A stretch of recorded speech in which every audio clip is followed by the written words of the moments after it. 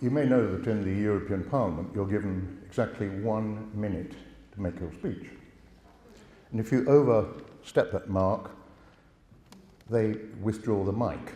Now, yesterday Roger Hayes rang me up and said that although I've prepared a speech which would last an hour, I've only got 20 minutes. So what I've got to do is to eat a lot of my words. I can't even make my opening joke, although now I've said it's a joke, I'll make it.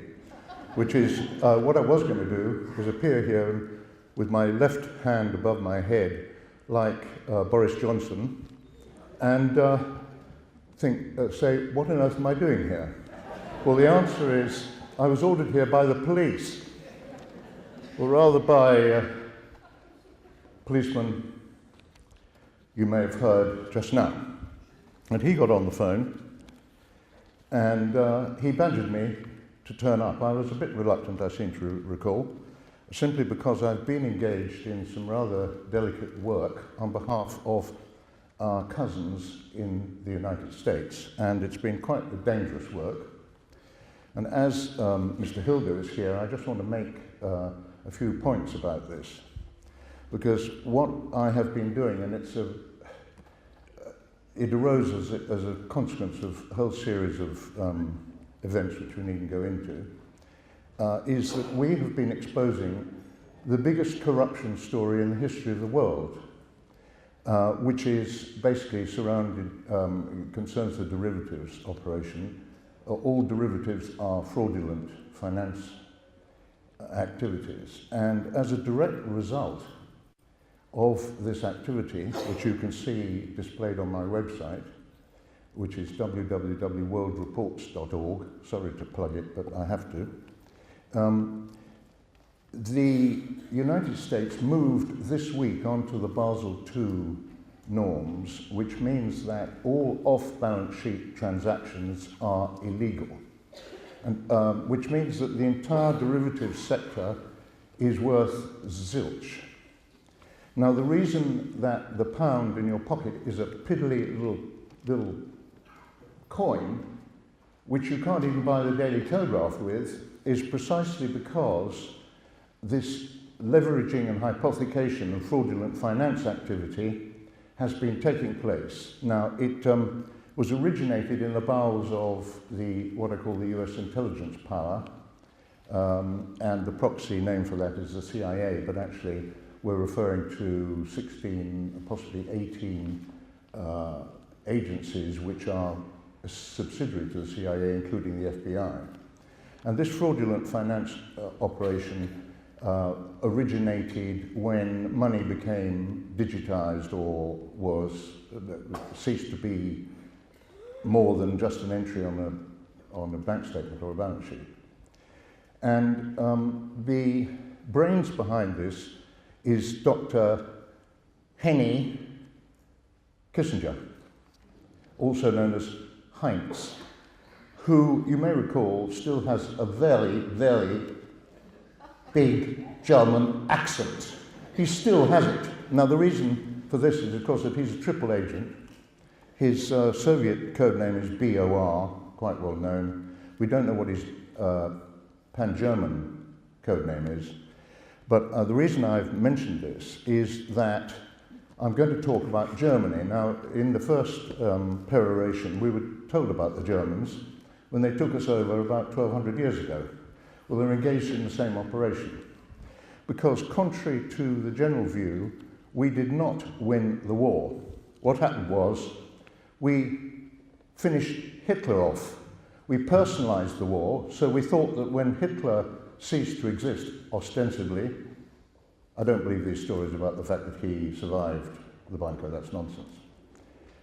We thought we'd won the war, but that is not what happened. In practice, what happened was that in about 1941, it was in 1941, at the Wannsee Conference, the Nazi intelligentsia realized that there must be a 50-50 chance that the Germans would lose the war. And so what they did was they exported their big brains to Madrid.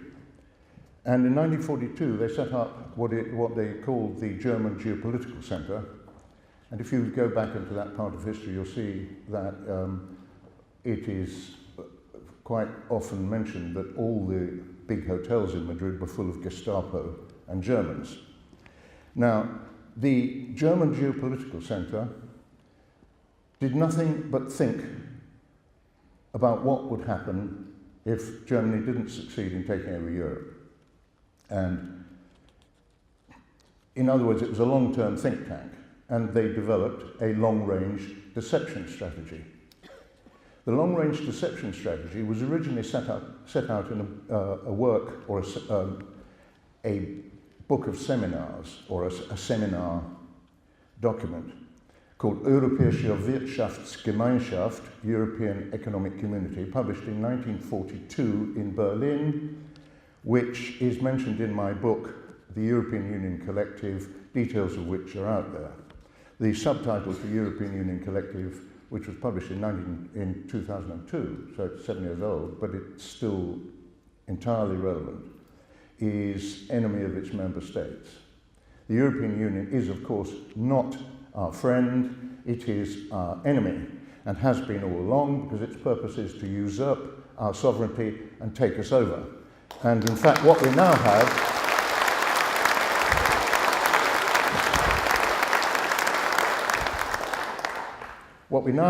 in fact, is a rubber stamp parliament, which, as you know, I think about 82% of stuff that comes into the House of Commons originates in Brussels. Now, what happened was that under Heath, we handed over general powers to an unelected group in Brussels, which is a self-perpetuating situation. And the real problem with this enemy of ours is that it is on autopilot.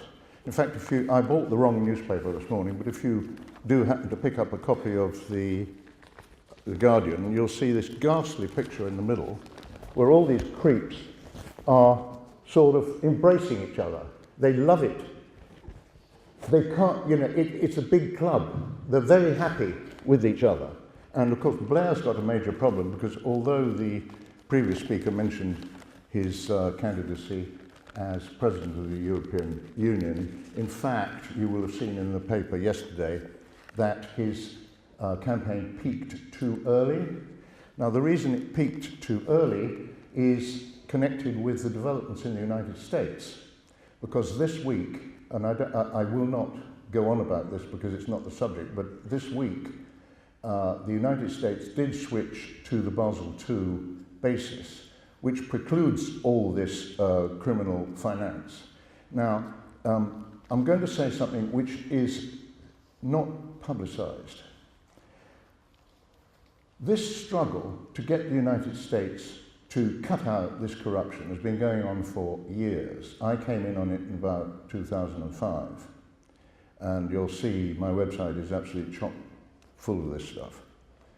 The problem was, or has been, that the people running the criminal finance, including, of course, the criminal enterprises, and by the way, I have referred to Citibank and other very large banks in the United States as criminal enterprises for the last 2.5 years, and I'm still walking. And the reason for that is that if you go into the main courthouse in New York and you pull up Citibank, you would have to spend about 3 weeks taking down information about the court cases concerning Citibank and fraud, which are still before the court, and that's just one court. Anyway, what happened this week is that the Chinese have made available to the United States, or to the Federal Reserve, 10 metric tons of gold. It's been loaned to them. It's a sort of loan, but of course there are huge strings attached. And it's no coincidence that Hillary Clinton, who is up to her neck in this corruption, as you will know from the Clinton background, it has suddenly said that friendship with China is my personal mission, okay? Well, the reality is that the United States couldn't go Basel II unless its currency was properly based, and the Chinese have made available 10 metric tons of gold for that purpose on a loan basis. It's a very complex subject, but I'm trying to tell you something, which is that the corruption that I may still have time to talk about in the European context is mirrored in the United States. And in fact, what we're talking about is a two-pronged attack on the main enemy. The main enemy, according to the Germans and the Soviets, is Britain and the United States. Now, the prong against Britain, the main weapon against Britain, is the European Union collective, and the weapon against the United States is the penetration of the CIA and its affiliates with the German Himmler scientists and intelligence officers who were brought over after the denazification program was scrapped in 1946. And if you look up Operation Paperclip, that was the first major transfer of Nazis into the United States. So about 700 families went on under Operation Paperclip, but it went on and on and on right the way to the beginning of the 50s. So what happened was that the US intelligence power was taken over to some extent, or to a considerable extent, by a German Nazi fifth column who have been running the show ever since. Now, Kissinger is, I believe, the key to this, and he was instrumental in persuading President Ford to dismiss William Colby as DCI, the Director of Intelligence, in favor of George H.W. Bush. Now, George Bush is the representative in the United States of Deutsche Verteidigungsdienst, which is the German black agency based, believe it or not, in Dachau. And we call it DVD. I exposed DVD. It's nothing to be proud about because we've known about it for years. But I publicized it, and I know for a fact that certain intelligence officers from DVD have actually congratulated elements of MI6 on this exposure, because they think I'm MI6, which is, of course, complete rubbish. Anyway, the point is this, that the the operation against the United States has been run by DVD in Dachau, behind the scenes, and the same applies to the operation against the United Kingdom. Now, the DVD is self-financing, like the CIA, through fraudulent finance, and it advises the German Chancellor about its activities, but the German Chancellor can't tell it what to do, quote unquote.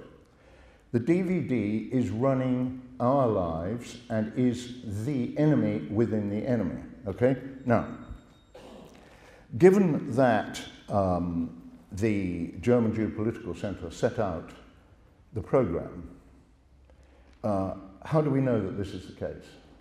We know it from a document called which has been called the Madrid Circular Letter, which was intercepted in about, I think it was 1951, by the Allies. This was a document being sent to the other Nazi centers in Buenos Aires, Cairo, Tehran, I think, and various other places, Tokyo, from Madrid by the German Geopolitical Center. And this document contains the following slogan: Für uns ist der Krieg niemals vorbei. For us, the war never ended. Now, one of my correspondents, Jack Christella, who is he's British, but he's of German Jewish extraction, emailed me a very, very intelligent analysis and said that he thought that what they really meant was Für uns ist der Krieg nimmer vorbei. For us, the war never ended. I think that's true. I think that's correct. I think that's what they actually mean. In other words, they are Trotskyites. They are Mao Zedong, perpetual war advocates. Now, so we have the problem that we're dealing actually not just, I mean, I've called the European Union our enemy, European Union collective, but within the collective is, of course, Germany, and that's the problem. Now, if I had time, I would have told you what I wanted to tell you, which is I wanted to proceed what I was going to say with a little scripture lesson.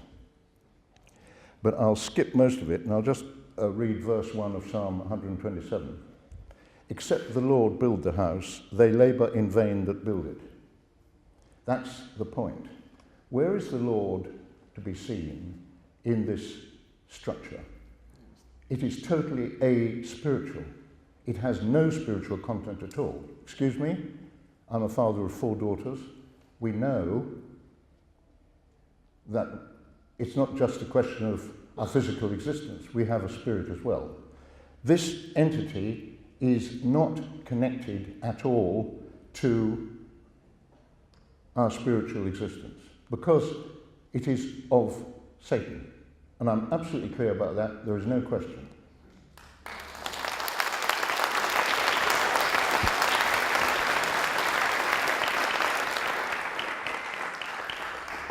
Psalm 53, verse 1, the fool hath said in his heart, there is no God.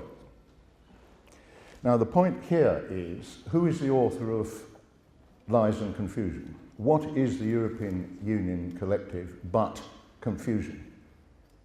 The successive treaties, which are run every 3 or 4 years, are just updated versions. But if you look at them very carefully, and I know this because I worked with Bill Cash in 1992 against the Maastricht Treaty, at the beginning, sort of paragraph 48, little 1, subsection C, you'll see one statement, and then way down 40 pages later, you've got that contradicted.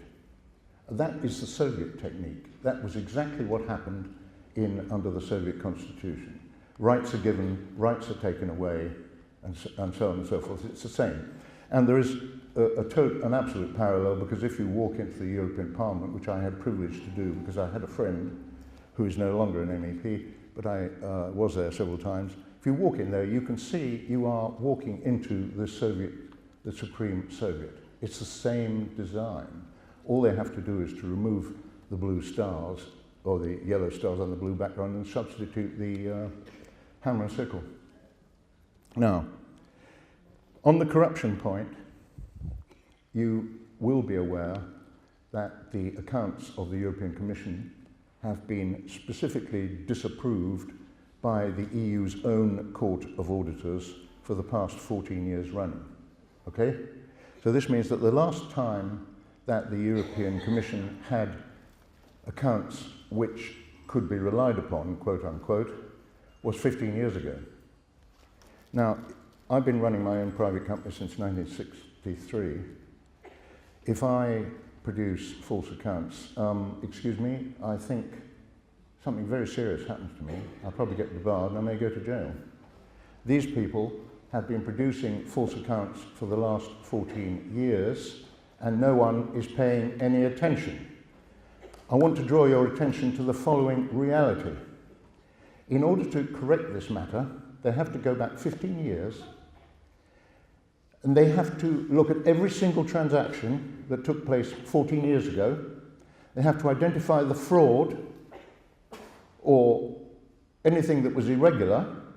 They have to have that corrected, however that can be done. They have to have the perpetrators reported to law enforcement, and the law enforcement has to proceed with the appropriate measures. That has to happen 14 years ago. Then when they've corrected the 14th year, they go to the 13th year, and so on and so forth, right the way up to the present. Is that going to happen? No way, Jose. It's never going to happen. Okay? That's obvious.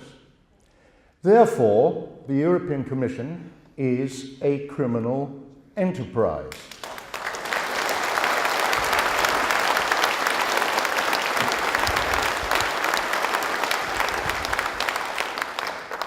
Now, I have a new Irish friend who's absolutely delightful, called Richard Sharp, with an E.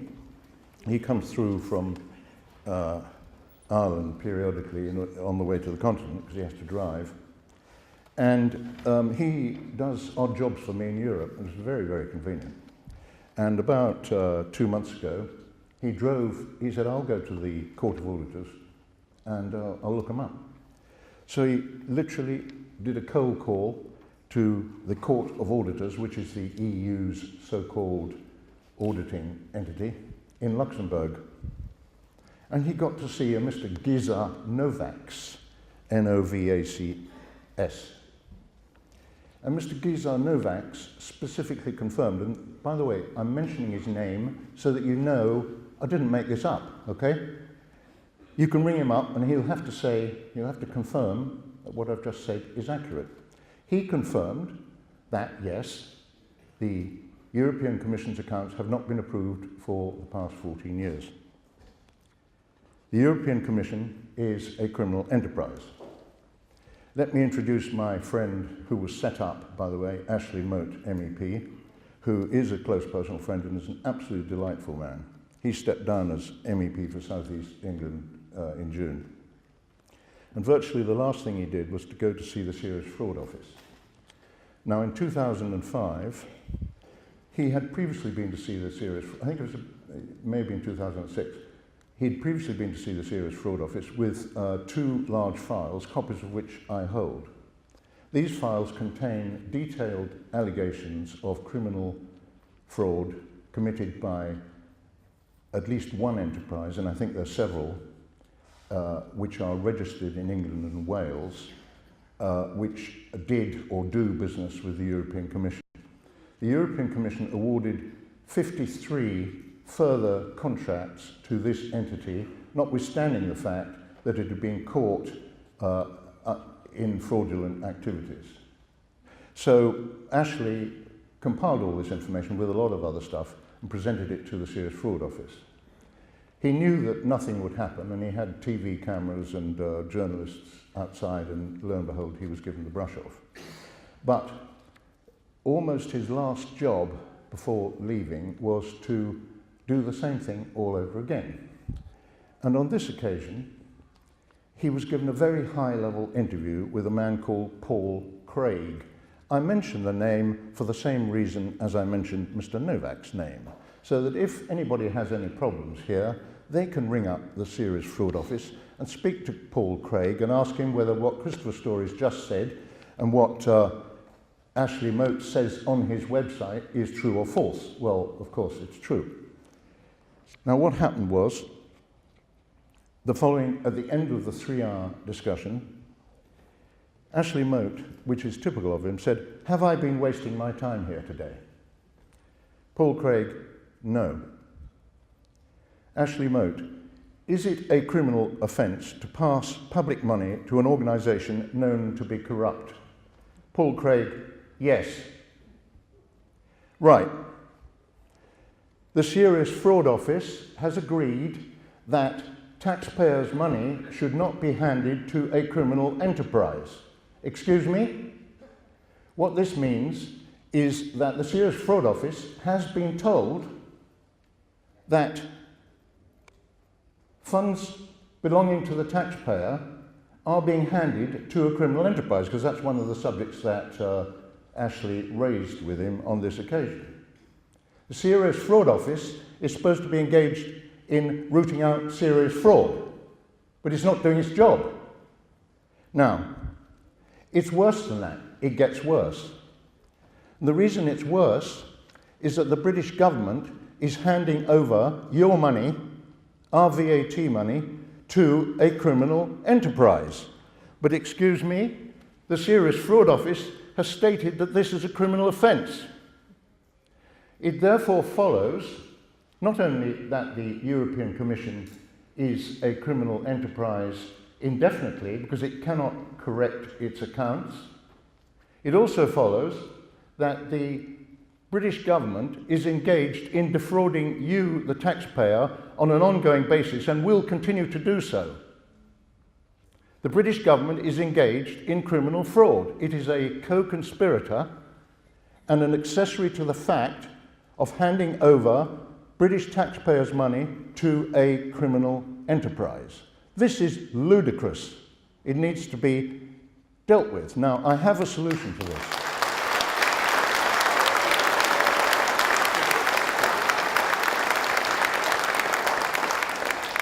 There's a very easy solution. And the solution, I've got 2 minutes, and it just fits perfectly. The solution is that the VAT money should, by administrative fiat of the government, be redirected to a special account at the Treasury. Do we need to tell Brussels this? No. wouldn't bother to tell them. What I would do is just reallocate the funds into the Treasury. After all, they've got a certain financial problem, have they not? These funds are not insubstantial. Within 3 years, the Treasury's problems will be finished.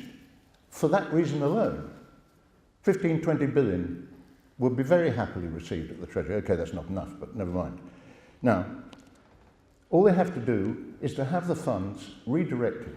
If Brussels gets uptight, the Treasury says, well, your accounts have not been in order for the last 14 years. We have been advised that it's a criminal offence for us to forward funds to you. We have ceased to do so. What's your problem? Now,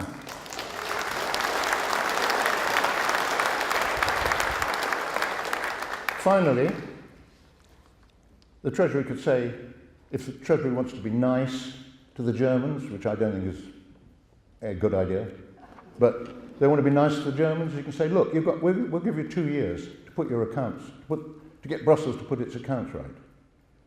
You've got 2 years, and at the end of 2 years, if it's not right, the Treasury annexes the funds in perpetuity, but I wouldn't even give them that. I would just rechannel the money straight away so that the British government is no longer committing fraud against you, the taxpayer, and so that we are no longer paying our taxes into the hands of a criminal enterprise. Thank you very much.